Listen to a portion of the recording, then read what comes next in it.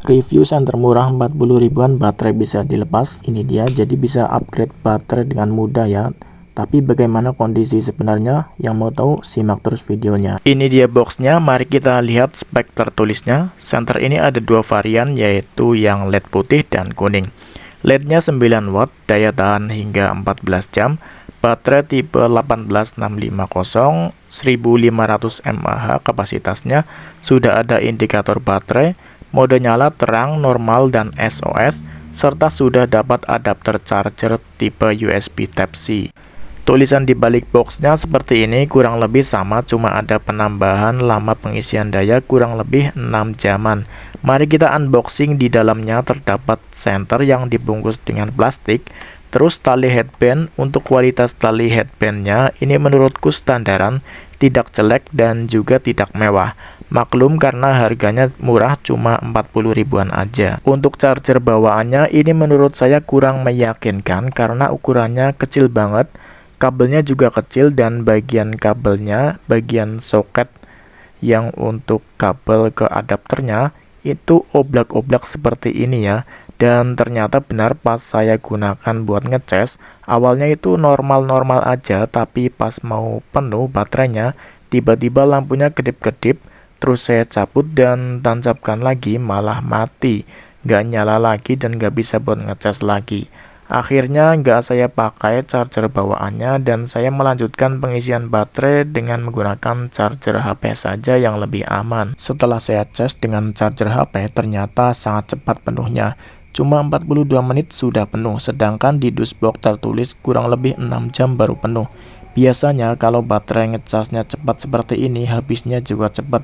Tapi lihat saja nanti faktanya bagaimana ketika diuji durasi nyalanya. Lanjut review fisik dan build quality dari senter ini. Setelah saya pegang-pegang, plastik murahnya tuh terasa banget, serta masih ada bagian yang terasa kasar jika diraba.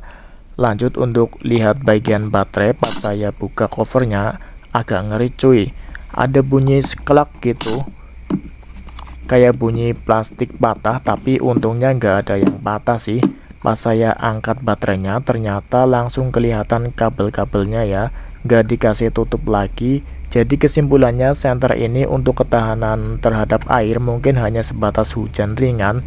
Jika dipakai saat hujan lebat, mungkin masih bisa tembus sampai ke dalam ya. Untuk bagian lensanya, ringnya terbuat dari metal aluminium dan lensanya dari kaca asli, jadi lebih tahan goresan.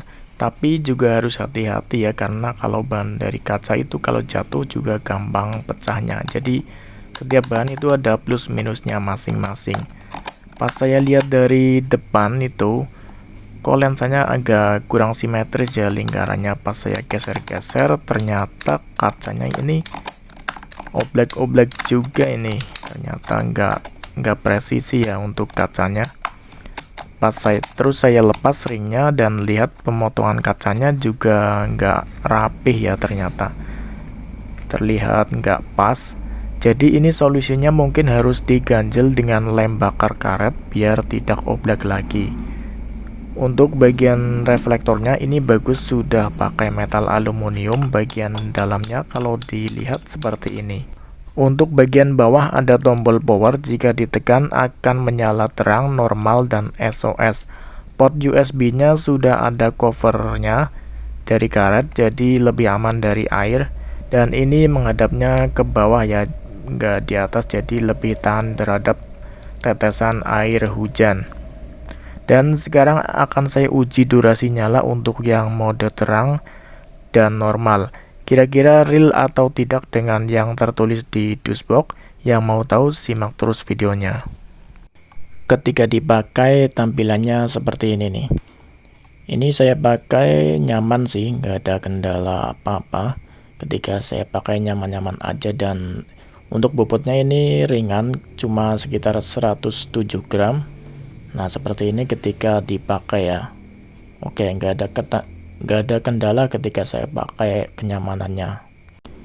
Ini saya sudah mulai di mode normal ya. Lampu sudah menyala dan stopwatch juga sudah saya nyalakan. Akan saya tunggu sampai mati. Oke. Dan ini di 5 jam 13 detik ternyata lampunya sudah mati yang di mode normalnya ya, padahal di dashboardnya itu tertulis bisa tahan hingga 14 jam tapi 5 jam saja sudah mati. Ini sangat jauh ya dari spek yang tertulis di dashboard. Ini 5 jaman saja sudah mati. Oke, akan saya lanjutkan untuk yang mode terangnya. Mode terang sudah saya nyalakan dan stopwatch juga sudah saya mulai.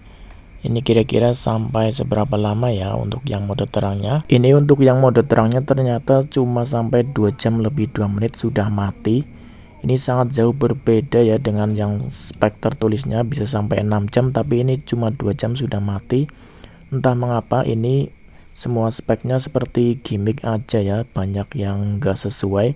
Apakah ini unit yang saya terima emang reject atau gimana, saya juga nggak tahu. Untuk ya teman-teman yang punya senter seperti ini, apakah bisa awet atau sama seperti yang saya terima ini, cuma sebentar aja nyalanya? Bisa tulis di kolom komentar ya.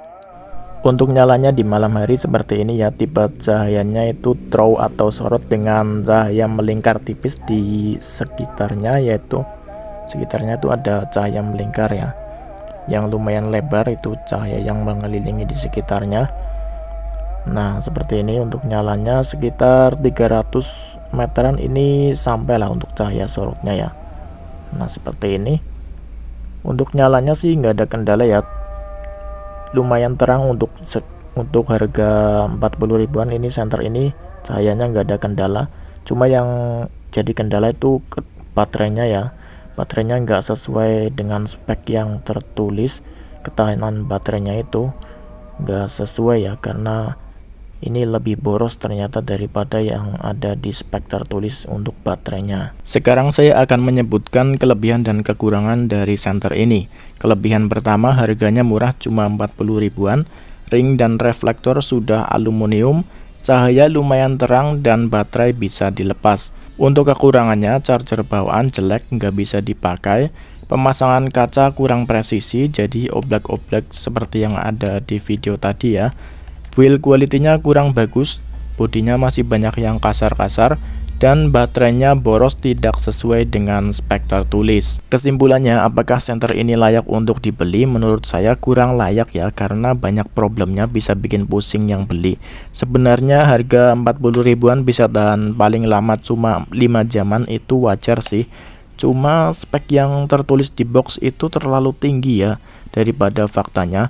Itu yang bisa bikin pembeli kecewa karena merasa seperti ditipu. Sebenarnya brand Kawachi itu terkenal bagus-bagus, cuma ini mungkin yang versi murahnya ya, dan lagi kurang beruntung aja jadi dapatnya yang jelek. Brand Kawachi dengan harga 70.000 sampai 100 ribuan ke atas itu bagus-bagus kualitasnya. Jadi kalau mau beli senter Kawachi, milih di harga 70 sampai 100 ribuan ke atas, sudah pasti bagus kualitasnya. Sekian untuk review kali ini, terima kasih telah menonton dan sampai jumpa di lain waktu.